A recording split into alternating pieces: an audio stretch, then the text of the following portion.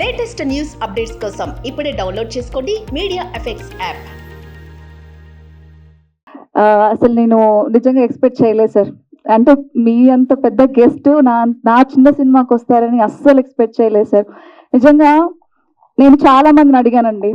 So అంటే పేర్లు చెప్పను కానీ చాలా మందిని అడిగాను. 1 month నుంచి వస్తాము అన్నారు.